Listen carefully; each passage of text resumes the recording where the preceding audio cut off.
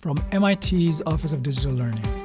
This is Climate Conversations by ClimateX. And I want to make it clear when I talk about uncertainty, because this is a term that I think is sometimes misunderstood. I don't mean uncertainty in the sense that we're not certain that climate change is taking place and that climate change will continue to take place, but how much, to what magnitude, and exactly what regions will be most affected. Welcome to Climate Conversations. I'm Rajesh Kasirangan here in Cambridge. And with me... Hi Rajesh, I'm Laura here from ClimateX. Hey Rajesh, Dave Damlure, ClimateX. How are we everybody? Climate modeling. It seems to be the MIT thing to integrate as many different variables and then work some magic. Play around with some big data. Exactly. Right, put it all together in one coherent, comprehensive framework. And today we are going to interview Élodie and Erwan, who put together are bringing data and climate modeling and impacts on food systems in the southwestern United States, among other places. And one of the things that I found really exciting about their work is that they're putting together the economic development side together with the climate Earth system side. That's really very helpful to move forward. Well, let's take a listen and see what happens. So, welcome to Climate Conversations. I'm Rajesh Kasirangan, and I'm here in the studio with my partner in crime, Dave Damlure. Welcome, everybody. We have two wonderful guests in our studio today. We have Élodie Blanc. Hello. And Erwan Monier. Good morning. Thank you so much for joining us. You guys have done some fantastic work, and we want to ask you lots of questions about it.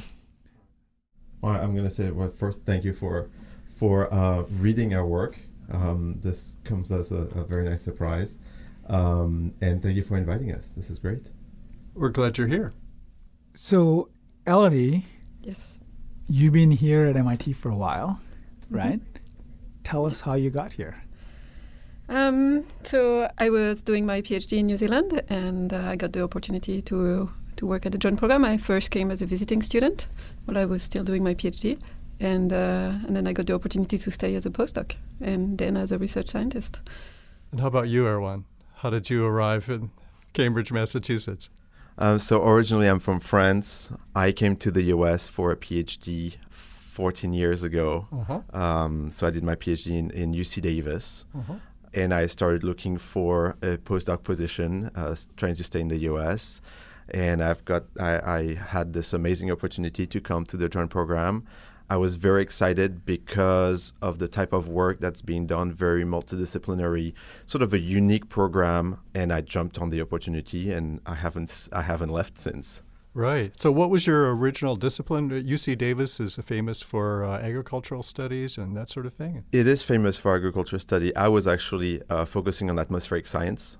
Oh, I see. And I did actually a lot of work which I felt was very theoretic and not very useful in a way, to look at the major issue of climate change. Mm-hmm. And so being able to sort of reposition myself and focusing on climate change, climate modeling was really what excited me a lot about coming at MIT. Mm-hmm. Mm-hmm. Fantastic. We interviewed John Riley not too many weeks ago, and it's wonderful to have more people from the joint program come visit us. What do you guys actually do? So I actually work on all the topics of water and crops. Mm-hmm. So modeling water allocation in the US and competition for water resources, and also the impact of climate change on crops, and using this aspect of the work use generally more statistical methods to look at different impacts, for example, typhoons or biodiversity or many different aspects that could impact crop productivity. What about you, Erwan? So I'm a climate modeler. Uh-huh. I would say that's really my main hat. But I'm also involved in a lot of climate impact assessments. So understanding how climate change will impact various ecosystems or various sectors of the economy. And so we do that by sort of linking climate models that provide us projections of how temperature and precipitation will change in various regions of the world, with models that are going to focus on, for example, crop productivity or agriculture or water resources. And so that's why, I'm teaming up with Élodie, who's really an expert on agriculture and water resources.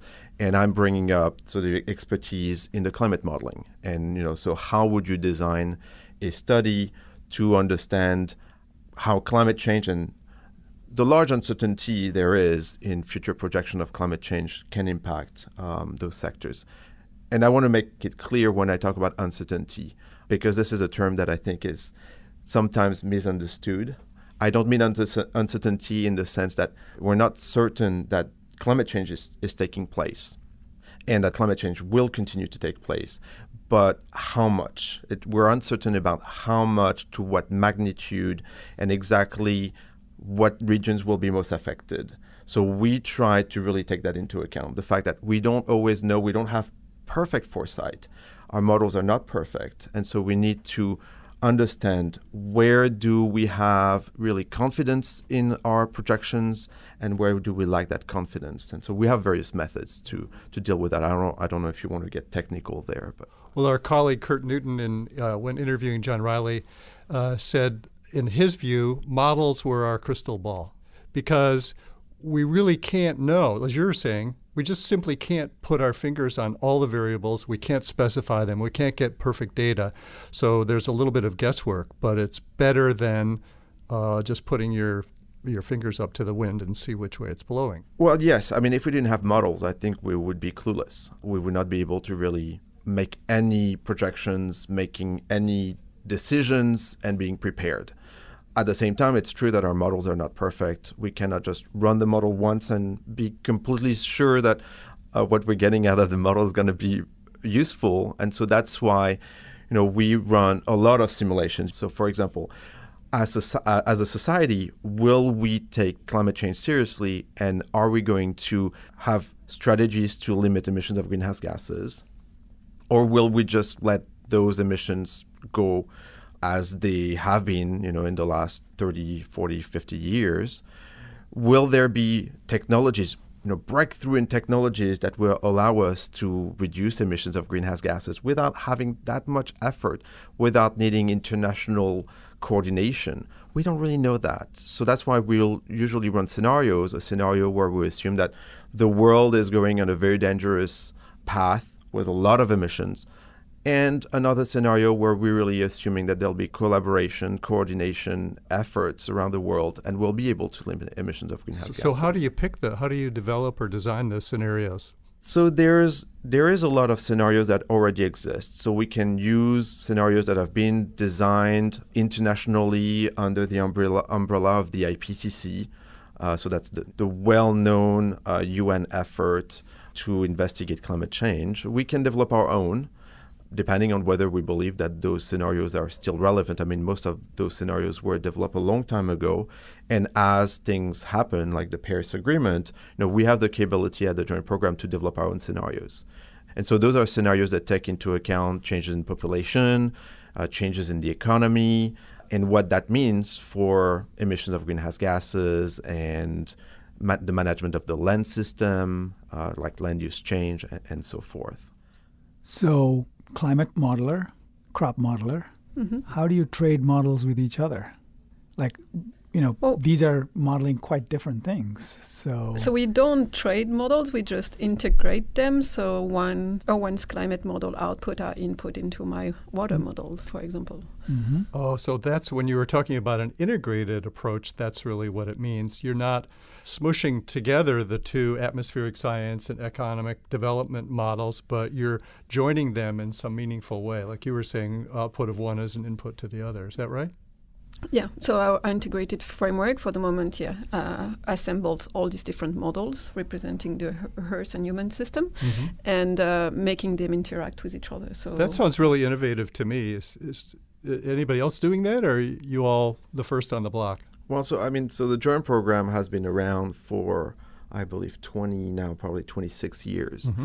So it is one of the first groups around the world to really take that integrative approach. There's now a lot of new groups that are seeing the value in having multidisciplinary approach with natural scientists and social scientists, trying to understand how different systems, the Earth system and the human system, interact. But I would argue that is still, surprisingly, not the majority of the research that is done around climate change. You don't have that, systematic approach of we need to have people who understand how humans behave. We need to have people who understand how the Earth behaves, the climate, the land, different ecosystems. That's not necessarily what you see, but I think there's a realization that this is where we need to move toward. Élodie, as someone who's in a way a consumer of climate modeling, are there other things besides climate models that you incorporate into your work that are outside your own core specialty? So, for example, for the water model that we use in the study, we also use input from a land use model, CLM, community land model. We also use output from economic models. So that comes from another model developed by other researchers in our department. So, you were mentioning the uncertainties associated with modeling, which I think is true of every kind of model. But when you have different types of models that are all being integrated, you're multiplying uncertainties. Yeah. Right? So how do you correct for that? Now, this is a major issue that we face. There's issues where as information is passed along from one model to another, one component to another, you have uncertainty that is propagating throughout the system. You have new uncertainties that arise as you add new components. So we have various methods. We have methods where we know that in different models we have particular parameters or numbers that we know are not certain. And so what we'll do is we'll look at those particular numbers or parameters and we'll vary them.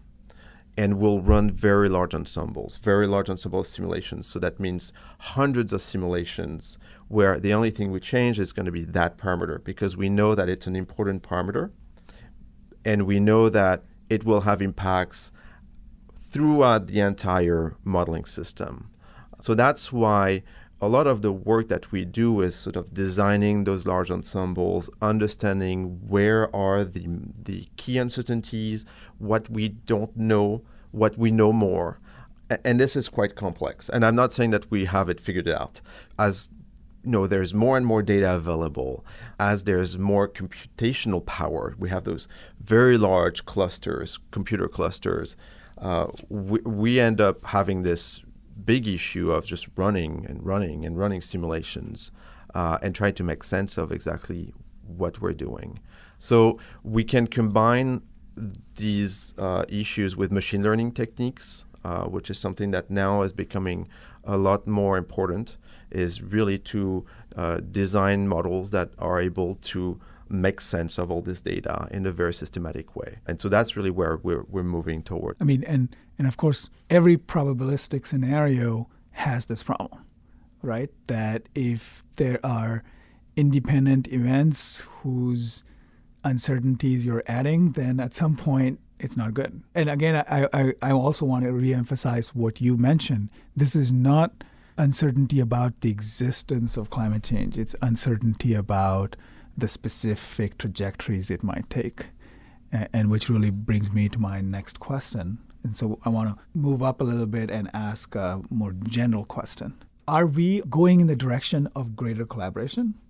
And if we are not, what might be coming our way? So I think we are going toward more integrated and collaborative research. I mean, you can see that in various aspects. So you can see that also in the way funding goes now.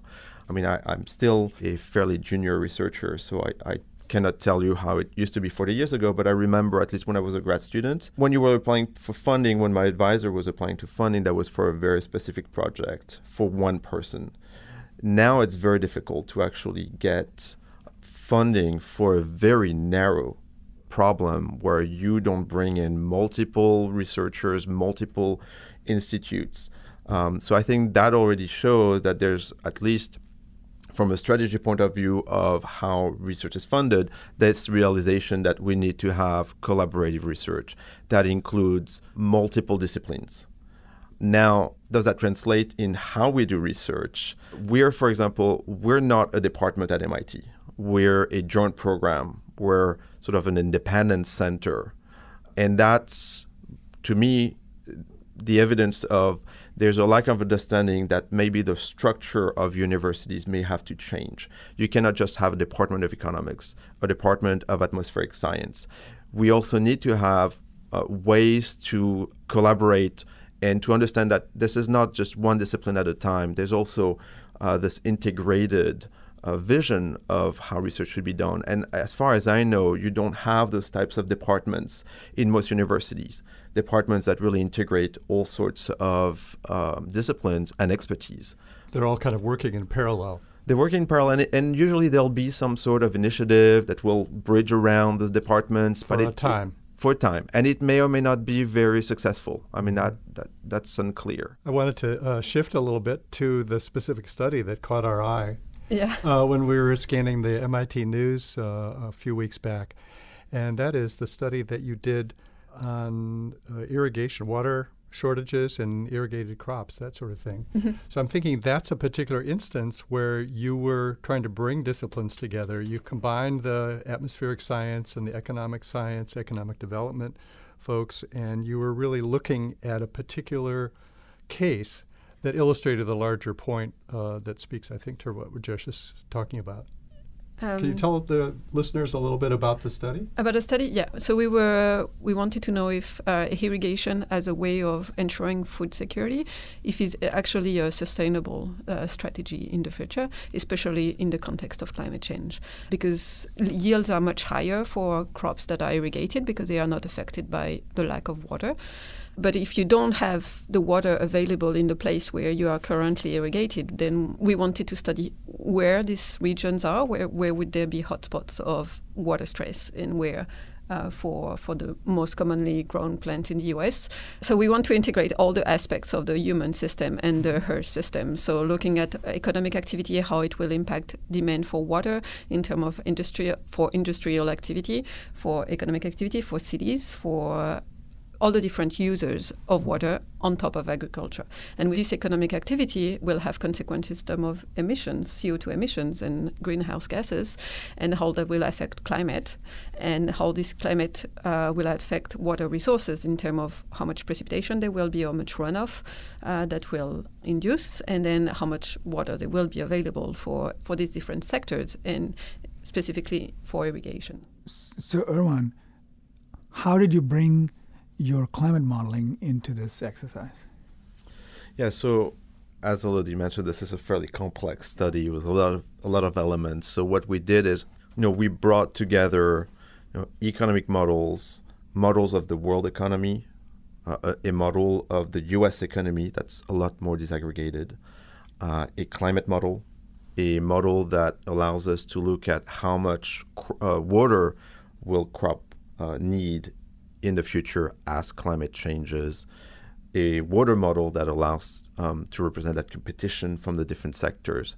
So, the way it works is at the beginning I mentioned scenarios. So we design scenarios of how will the world economy change in the future, and what are going to be the climate mitigation efforts. So we had 3 scenarios. One scenario where we assume there's really no efforts whatsoever to curb emissions of greenhouse gases, and then 2 scenarios that are really a lot of mitigation at different levels. One mitigation with the aim to limit the increase in temperature to 2 degrees, which is sort of the aspirational goal of the Paris Agreement, and another one that's more intermediate between the 2 of those.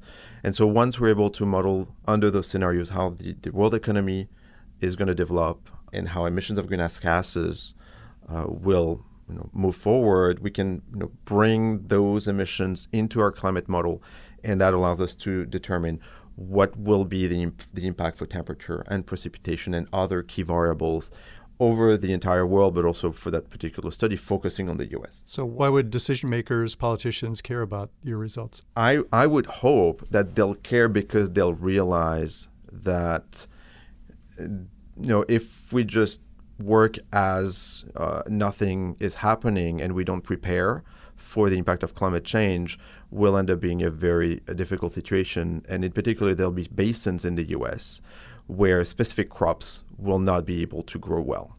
And that will affect, the livelihood of farmers in those particular basins. And that's usually what we found in our study in the southwest of the US. So can you give us an example of a specific location and a specific crop that's going to suffer? Yeah, so for example, if you're a farmer in the Gila Basin in Arizona, then your cotton will only produce about 10% of the yield that it could produce if it was fully irrigated. So how soon is this going to happen? Like when will the D-Day come for the Arizona farmer? So there is, so in our study, there is already some water stress at the moment, but our study goes to 2050. So by 2050, I mean, nobody's going to get to 90% because at that time, I mean, if there's a 90% reduction, you're going to be unsustainable much before that, right? Yes, and so there is a high chance that they will just grow something else that doesn't require as much water, or they will pack up and go somewhere else. Yeah, what we really wanted to look at is the way irrigation is used right now in the U.S. Is it sustainable?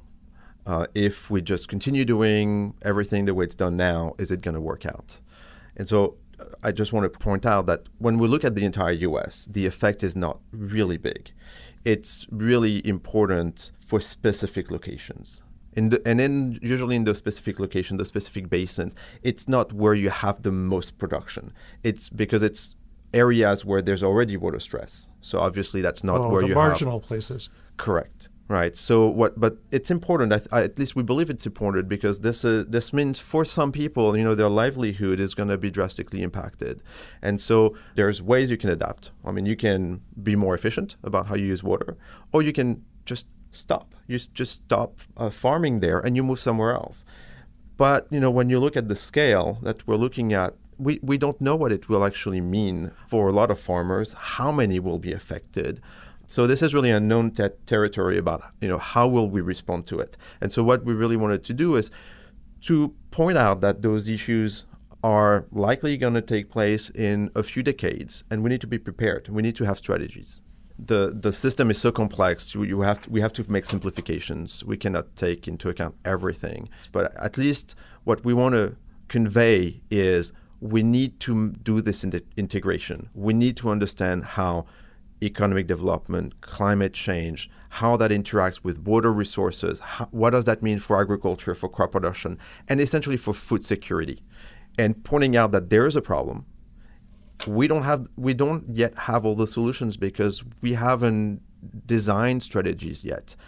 You have a lot of people right now, decision makers, who don't even realize that those issues are coming, and they're coming fast. So if you want to take this research into the public sphere, now that may mean decision makers, that may mean new technologies and companies and perhaps even new agricultural practices, how would you go about it? Well, that's a very good question, and I think that's something that we struggle with. Is as Élodie said, we do all this research, and we would feel it would be a waste if it actually did not result in anything concrete. But it's difficult. I don't think we can just see one person in particular and say, you need to care about your county or your state. We don't have that power. We cannot just call the governor of Arizona and get an appointment. No. But I think what we're hoping is, first of all, MIT is a great platform. There's a lot of visibility that comes from MIT research.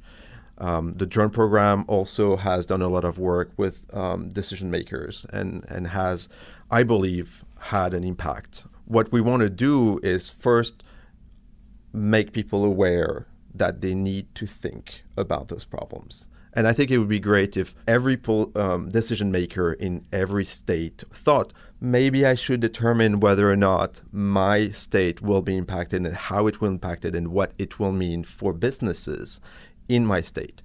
I don't think that's what's happening.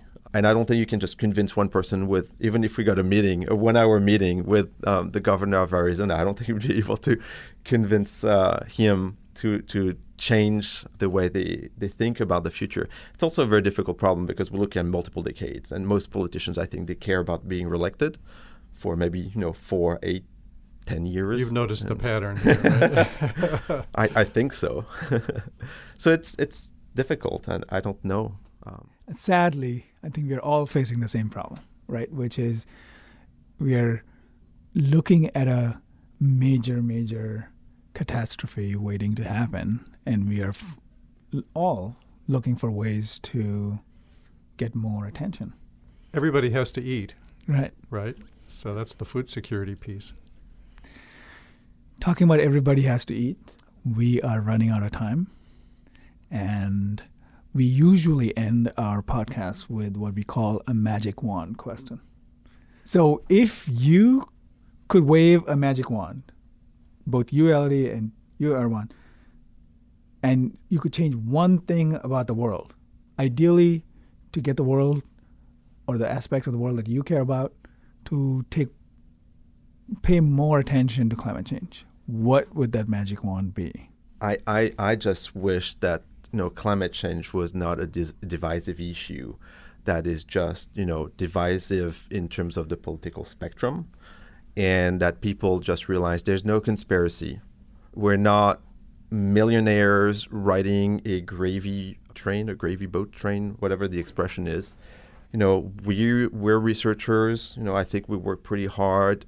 We just see that there's a major issue there, and we're trying to understand what it is and how do you go at solving it. That's all we're doing. And I think until this is resolved and people understand that this is science, and whether you believe or not that we know everything, or whether you understand that there's a lot of uncertainty, just being able to work together, regardless of what party you're from. That's what I wish could happen, because I think that would change everything. That would be a game changer. Yeah, and related to what Erwan was saying is that I would say that if the decision maker could actually read and just base their decision based on the research, the very good research that a lot of people around the world are making, and that point to solutions, like, for example, for climate change, for example, putting a price on carbon emission, such as a cap and trade system that many studies have shown that would be the most efficient way of pricing emission and reducing overall emissions. If they could just listen to the research and follow the recommendations, that would be. So if I may try to capture, politicians should work with each other, and they should listen to reason. That's a pretty high bar. Okay. Which has been the trend, I feel, in the last few years, right? It's really been the trend. Yes, absolutely. Absolutely. So thank you so much. Merci bien. And I hope that all your wishes are granted, that the minute we leave this room, the governor of Arizona calls you. And in the meantime, we would love to have you back in a little while to tell us what's next and how these models are going. Thank you so much for having us. This was really great. Thank you. Thank you very much. Okay. Goodbye. Bye-bye. Bye. Boy, that was a fascinating conversation, and I hope the governor of Arizona is listening to us and ready to call Élodie and Erwan and find out everything that they do. Let's hope so. Talking about people listening to us. Yeah, we love all of you listeners out there, so please do reach out to us on Facebook and Twitter. You can get in touch with us directly if you have anything you want to share, anything you'd like us to do in the future. You can reach out to us at climatex_feedback@mit.edu. And please do rate and subscribe to us on iTunes. We'd love to hear feedback from you, and it really helps us grow this wonderful community. So until the next time. Thanks for Thank you. listening.